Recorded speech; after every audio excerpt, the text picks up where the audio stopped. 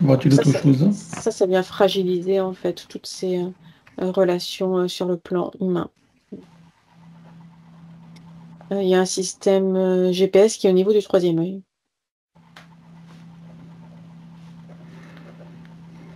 Ok. C'est quel problème ça? C'est comme s'il y avait une sorte d'écran là au niveau du troisième œil et ça vient accentuer cette sensation d'être décalé.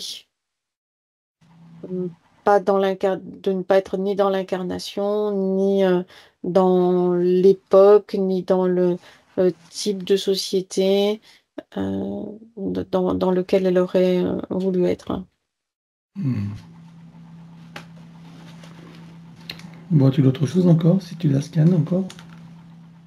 Non, pour l'instant, c'est tout.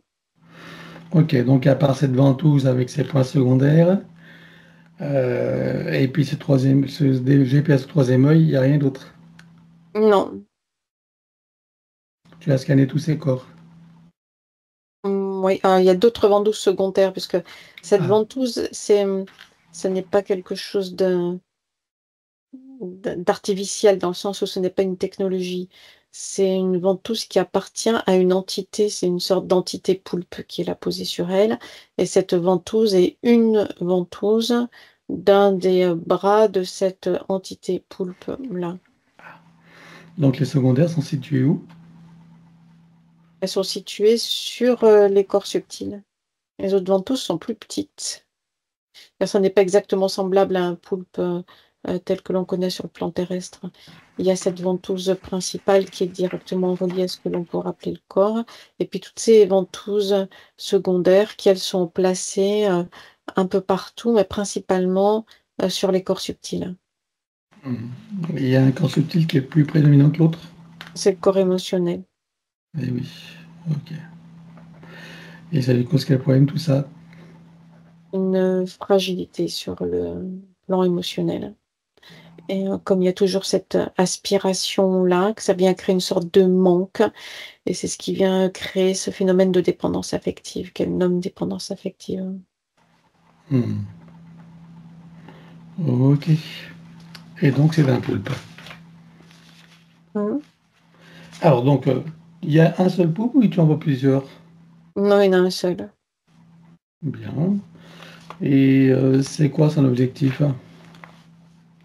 Lui, il vit toujours collé, accroché à un être humain qu'il suit d'incarnation en incarnation. C'est sa façon pour lui de se maintenir en vie. C'est-à-dire qu'il ne produit pas sa propre énergie. Hmm. Ok, donc il lui pompe son énergie alors. Oui, Il y a d'autres objectifs ou pas? Ou c'est que son énergie qui l'intéresse non, et le maintient? c'est son énergie qui l'intéresse, ce qui lui permet de se maintenir, en vie, enfin dans cette forme de vie-là. Il est presque à cheval entre 2 dimensions. Il est principalement dans la quatrième, à la limite de la troisième dimension. Alors, à part les démoniaques habituels que nous rencontrons, est-ce que tu as d'autres types d'entités à part ce poulpe? Non, il y a que ce poulpe-là. Et que lui qui occupe tout le territoire. Ok, donc c'est son maintien en vie et il se nourrit. Alors, on va aller voir depuis combien de temps il est avec elle. La toute première fois. Un, 2, 3. C'est depuis 9 incarnations.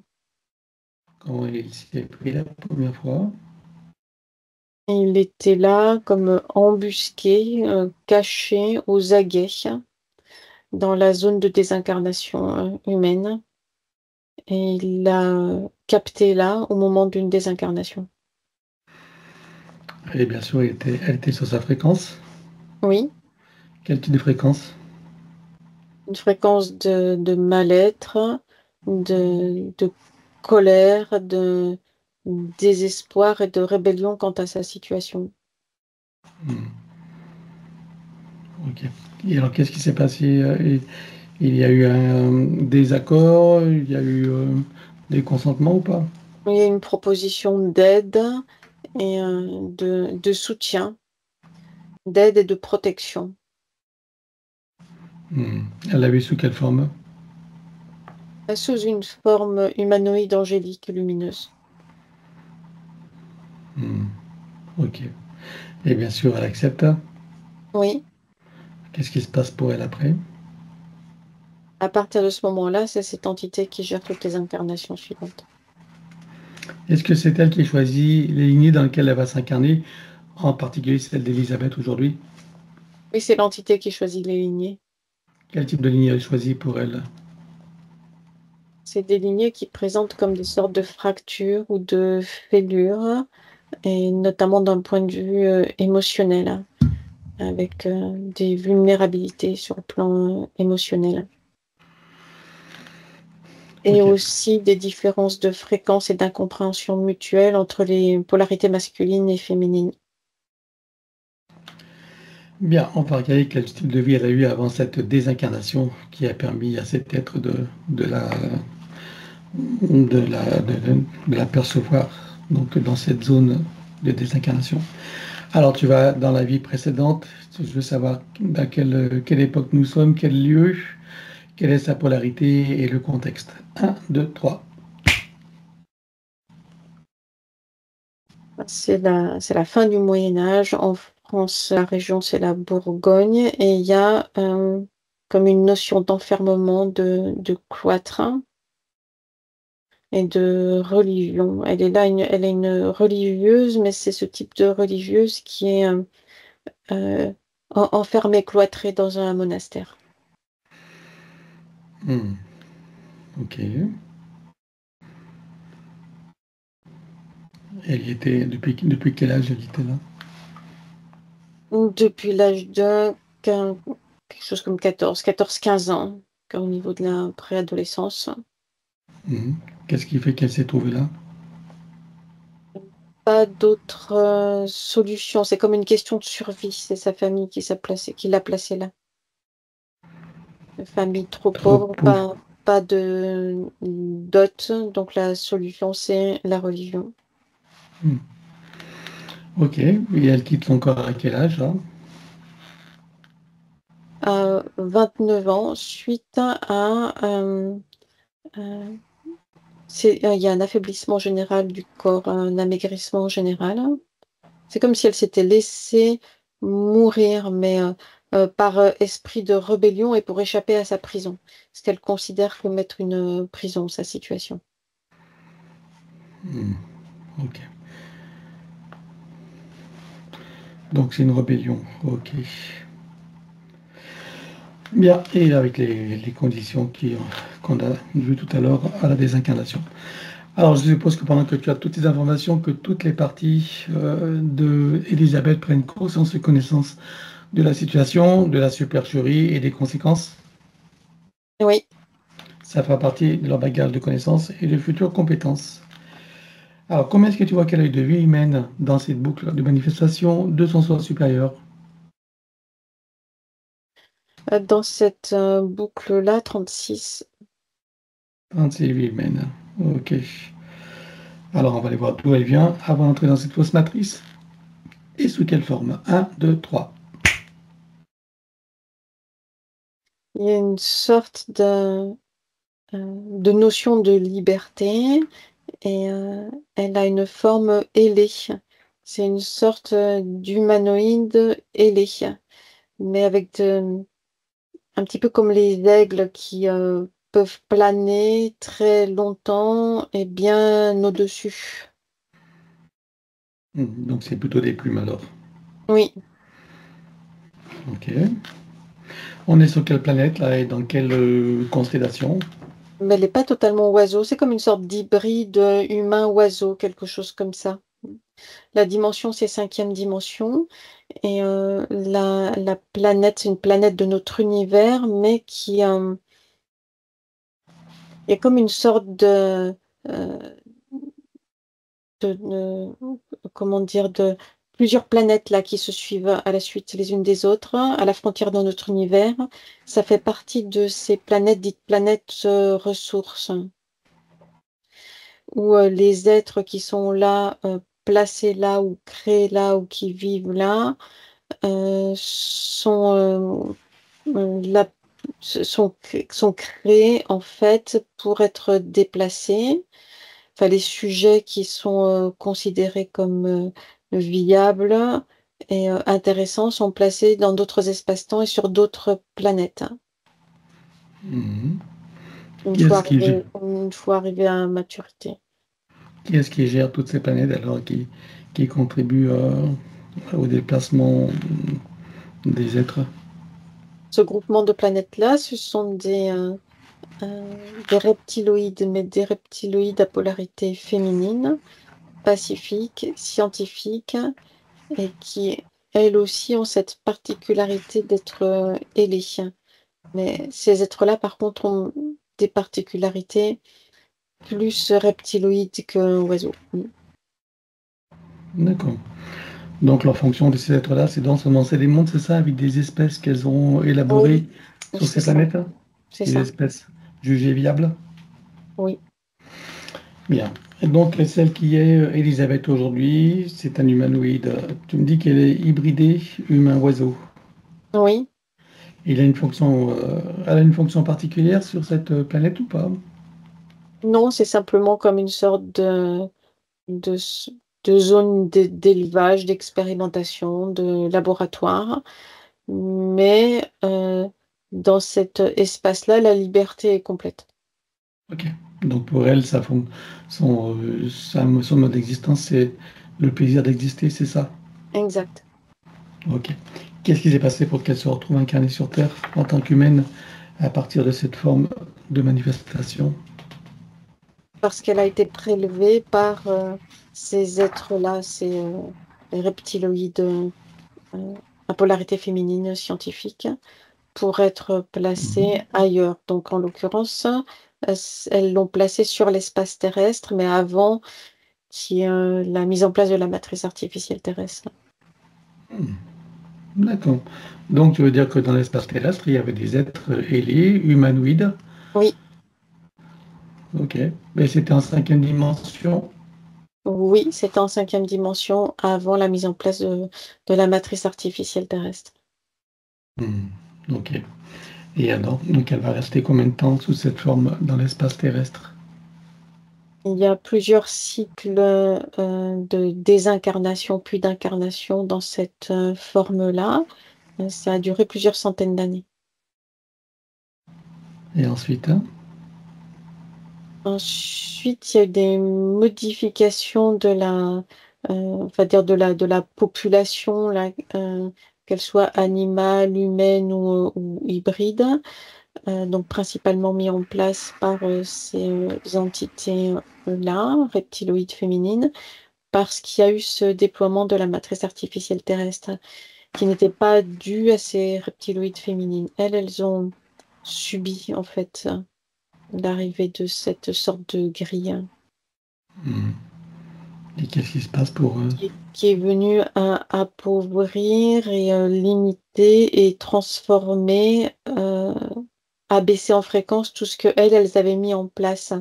Donc beaucoup d'espèces installées par ces entités-là dans l'espace terrestre n'ont pas résisté, dont ces entités-là, dont faisait partie celle qui est Elisabeth maintenant.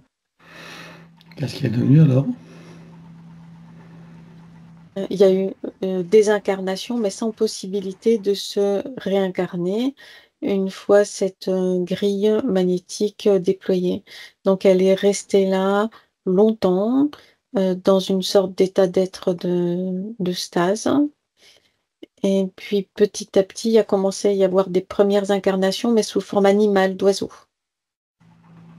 Hmm. Ok.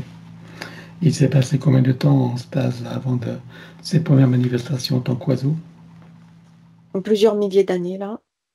Hmm. Ok. Et après, quel type de manifestation elle a eu avant d'être humaine alors? Il y a eu plusieurs manifestations en tant qu'oiseau, toujours dans cette forme-là, puisqu'elle emportait en fait la mémoire de forme. Hmm. Et arrivé au bout de plusieurs cycles d'incarnation, donc dans plusieurs types d'oiseaux, c'est comme s'il y avait une sorte na- c'est naturel, en fait, naturellement, elle est passée de ce type d'incarnation-là au type d'incarnation humaine, puisque elle avait la double mémoire de forme, elle avait aussi la mémoire de forme humaine. D'accord. Et sa première incarnation humaine, c'est où? Quelle époque? C'est dans l'époque que nous nommons la préhistoire, avec des formes de vie relativement primitives. Et là, c'est du côté, c'est sud-ouest de la France, vers les Pyrénées, dans cette zone-là. Hmm. Ok. Bien, alors à présent qu'on en sait un peu plus sur cette boucle de manifestation de son soi supérieur, tu peux revenir ici et maintenant. Oui, Si tu continues à la scanner, vois-tu des choses qui n'ont pas été vues, même si tout disparaîtra, ou des informations qui pourraient nous être utiles? pas pour l'instant. Alors regarde ton ADN éthérique, confirme-moi qu'il s'agisse bien d'elle, dis-moi s'il a été trafiqué ou pas. Non, c'est le sien. Ok. Alors demande-lui si elle accepte que nous travaillions pour elle, sur elle et avec elle au cours de cette session. Oui, Puisque nous avons son accord, en son nom, nous allons convoquer toutes les entités en lien direct et indirect avec elle jusqu'au plan archiavélique. Qu'elles le veuillent ou non, qu'elles se cachent ou non, elles n'ont pas le choix. Je te compte à 3 et elles te sont toutes apparentes. 1, 2, 3. oui. Bien. Alors, à part ce poulpe, qui vois-tu d'autre? Il y a des entités démoniaques qui sont là, heu, très présentes, pressantes, et qui viennent la bousculer pour accentuer les déséquilibres énergétiques, dans l'objectif d'aspirer elle aussi de son énergie. Elles appuient sur quelle feuille? Sur des failles de mal-être, d'anxiété et de colère, et de sentiment d'être écartée, mise de côté. Hmm. Ok. Qui vois-tu d'autre? Après, il y a les entités qui gèrent l'espace terrestre et qui remontent en hiérarchie jusqu'au plan quantique. Est-ce que tu as des parasites internes? Oui, qui sont entrés au niveau du plexus solaire du fait de ce déséquilibre énergétique-là important. C'est comme une sorte de poussière, mais en y regardant de plus près, ça ressemble à ce que sur le plan physique, nous connaissons sur le terme d'acarien. Sauf que là, c'est éthérique. Qu'est-ce Et qui vous ça, c'est cause comme... venu investir tout le système digestif. Hmm. Et c'est cause quel problème là? Une difficulté de gérer, en fait, sa propre énergie vitale et le fonctionnement de son système digestif. Ok. Fragilité estomac et intestin, donc c'est ça? Oui, D'accord, ok. Bien. Alors, elle déclare à tout ce petit monde qu'elles auront tout pacte, contrat, engagement, consentement, vœu, souhait, permission, serment, allégeance, alliance, promesse, accord, tacite ou non, conscient ou non, de manière rétroactive, sur tous les plans, dans toutes les boucles, toutes les couches, toutes les vies, toutes dimensions, toute fréquence, tout espace-temps, toute bulle de création, par toutes les portes cachées, tout ce qui est secret, dans tous les plis et replis des espaces-temps, dans tous les différents états de conscience et tout ce qui est connu et inconnu en général. On ouvre un grand portail dimensionnel et toutes les entités vues et pas vues jusqu'au plan archavélique.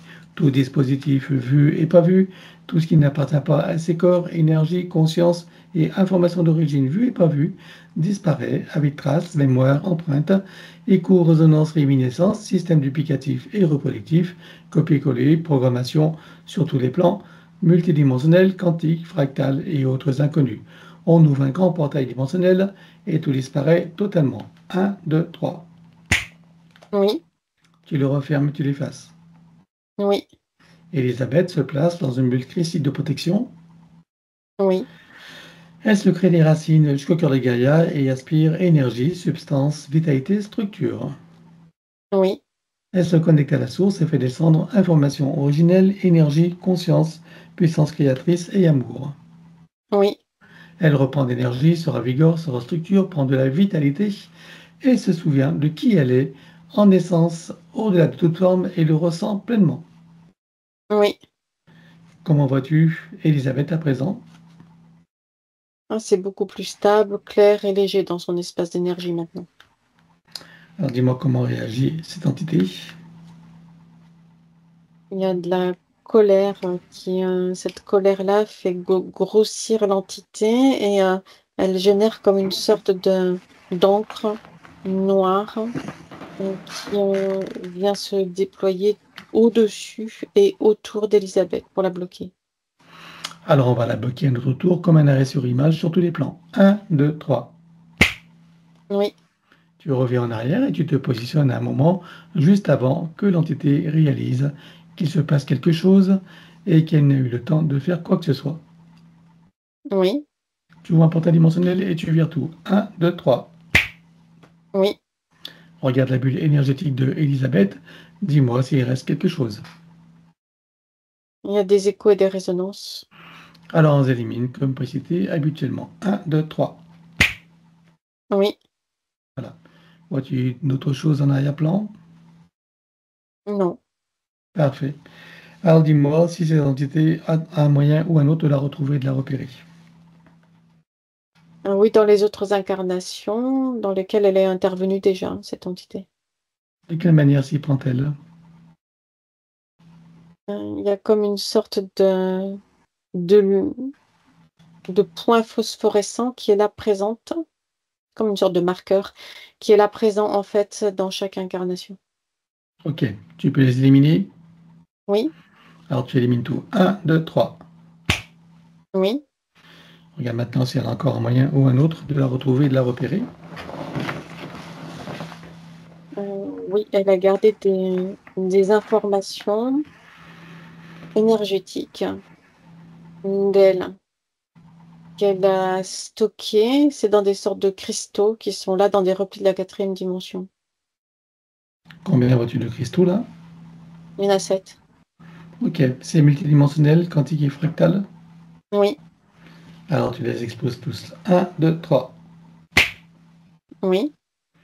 Regarde maintenant s'il reste quelque chose quelque part.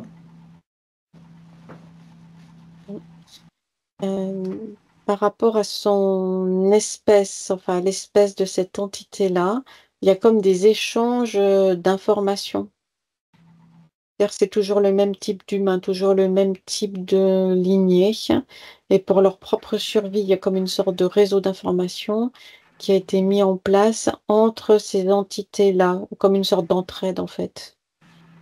Donc il y a des informations de elle, enfin d'Élisabeth, qui sont transmises à d'autres entités du même type, au cas où elle puisse, échapper de cette entité-là et elle il y a des facilités, ça génère des facilités qu'elle puisse être captée par une autre, entité du même type.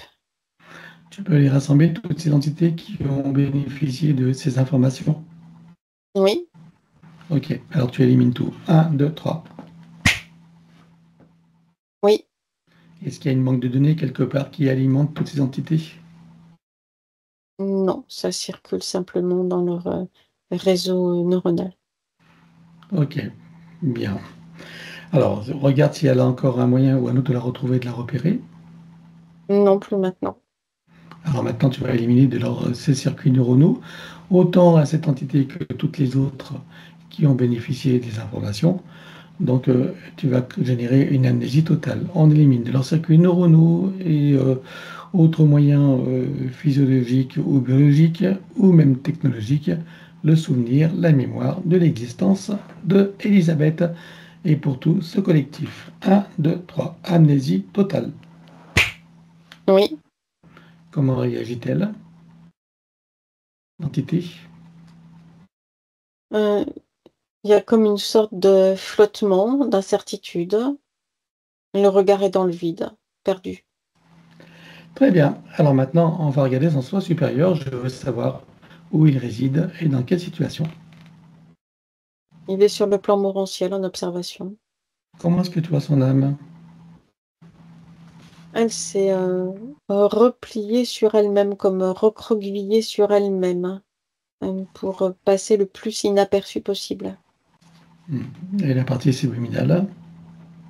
Elle a pris de la distance par rapport à la partie physique pour ne pas être impactée.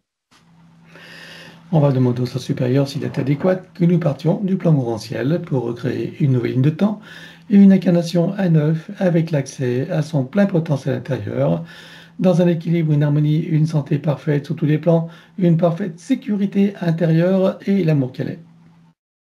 Oui, Alors nous y allons. 1, 2, 3. oui, De cet espace morantiel, je suppose que la partie d'elle qui y réside sait pourquoi nous sommes là. oui, Je lui propose d'aller à l'orée de son incarnation en tant qu'Élisabeth pour recréer une nouvelle ligne de temps et une incarnation à neuf avec l'accès à son plein potentiel intérieur, dans un équilibre, une harmonie, une santé parfaite sur tous les plans, une parfaite sécurité intérieure et l'amour qu'elle est. Est-ce que c'est correct pour elle? oui. Alors nous y allons en mode de déplacement quantique, c'est-à-dire simultané et immédiat, sans passer par aucune condition ni influence de la matrice artificielle. 1, 2, 3. Oui. Sur cette nouvelle ligne de temps et dans ces nouvelles conditions, demande-lui quels sont ses projets pour la vie de Elisabeth. Descendre là dans cette incarnation et y trouver sa place en tant qu'humaine hein, auprès des autres humains dans la communauté humaine. Quel moment choisit-elle pour entrer dans sa nouvelle physicalité? Au moment de la conception, Et à quel pourcentage est-elle connectée à ce moment-là à la source? 97%. Tu l'invites à monter à 100%. Oui, Elle se crée des racines jusqu'au cœur de Gaïa qu'elle programme uniquement pour cette existence. oui. À présent, on va regarder son arbre généalogique. Comment le vois-tu? Il est comme fissuré, abîmé par endroits et avec des séparations, notamment au niveau des polarités masculines et féminines. Et des blessures et des fêlures tout le long. Qu'est-ce que ça crée comme, comme problématique pour les âmes qui sont accrochées à cet arbre? Une insécurité, affective et émotionnelle, une sensation de mal-être général, une difficulté d'équilibre émotionnel et mental et difficulté de compréhension entre les polarités. Comment vois-tu que ça impacte particulièrement Elisabeth? Donc ça vient apporter chez elle une sorte de d'insécurité intérieure, de mal-être et du déséquilibre émotionnel. Alors, on va demander à son arbre si nous sommes autorisés à intervenir sur lui. Oui, Tu vas à l'origine de cette situation à la toute première fois. 1, 2, 3. oui, À combien de générations sommes-nous en arrière? 41. Que se passe-t-il à ce moment-là? À la sortie des roues d'incarnation, il y a des attaques d'entités démoniaques sur les lignées qui passent dans cette zone-là. Bien. Est-ce que tu peux trouver un moment où cet arbre est parfaitement libre et non encore repéré? Oui, Tu te présentes à lui à ce moment-là, tu donnes des informations de ce qui pourrait survenir si rien n'est fait, et tu lui proposes de trouver une solution créatrice pour que cette situation n'arrive jamais. oui. Que choisit-il de faire? Une montée en fréquence haute et puissante qui vient le placer hors de portée et de perception de ces entités. On va compléter ça par une connexion de l'arbre à la source, touché en plein cœur et dans sa conscience. Que se passe-t-il pour lui et toutes les âmes qui y sont accrochées? Et il y a l'énergie qui recommence à circuler maintenant librement, fluide et légère, équilibrée, entre toutes les consciences rattachées à la lignée. Comment vois-tu que ça impacte Elisabeth? Ça vient la recentrer, l'équilibrer et l'apaiser. Alors, est-ce que tu peux l'inviter à créer des voies de communication par le cœur, d'ouverture de conscience et d'auto-guérison pour toutes les âmes de sa lignée, en particulier ses plus proches? Oui, Allons-y. c'est fait. Elle enroule son arbre avec autant de sinusoïdes d'énergie que nécessaire, issus de sa propre source. Oui, Et tu ancres. oui. Que compte-t-elle faire avec lui à présent? Est-ce qu'elle veut le couper partiellement ou entièrement? Est-ce qu'elle veut réaménager, réinformer, transmuter ou autre? Elle coupe à 26% et pour la partie restante, elle réinforme et réaménage. Dis-moi quand c'est fait. C'est fait. Alors, on va s'occuper maintenant de son ADN. Que compte-t-elle faire avec lui? Est-ce qu'elle veut le refaire entièrement à neuf, partiellement, réaménager, réinformer, transmuter ou autre? Elle le refait. Alors, on élimine l'ancien dans les mêmes conditions que précité. 1, 2, 3. Oui. Elle le recrée à neuf avec le gabarit d'heure de création dans la version la plus adéquate compte tenu de ses propres objectifs d'incarnation. Oui. Combien vois-tu des vis? Combien sont connectés et combien sont activés? Il y en a 6 de connectés, 3 d'activés. Est-ce qu'elle peut activer les 3 autres? Oui, Allons-y. c'est fait. Peut-elle rajouter de nouveaux programmes? Oui. Allons-y également et dis-moi quelle différence cela fera pour elle. C'est bien stabilisé, renforcé et sécurisé sa base énergétique. C'est fait. Bien, alors maintenant, on va s'occuper de l'élimination des codes matriciels limitants. Et ça, comme d'habitude, on le fait en privé. L'élimination des codes matriciels limitants ayant été réalisée, j'aimerais que tu regardes si d'aventure il resterait des programmations quantiques ou de celles de l'intelligence artificielle.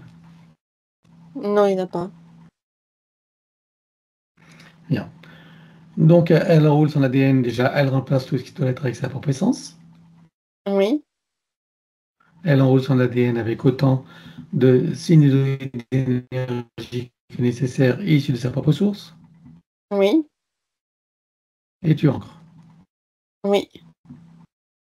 Elle remonte sa ligne de temps juste avant sa naissance. Dis-moi, à quel pourcentage est-elle connectée à ce moment-là à la source?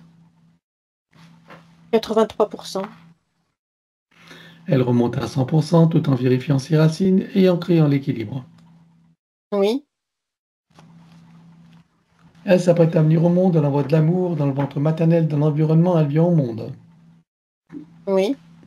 Et elle remonte toute sa ligne de temps jusqu'à ici et maintenant, en se souvenant de qui elle est en essence, au-delà de toute forme et en le ressentant pleinement dans sa souveraineté, sa liberté, son autonomie, son unité, sa puissance intérieure, sa créativité illimitée, un équilibre, une harmonie et une santé parfaite sur tous les plans, une parfaite sécurité intérieure et l'amour qu'elle est.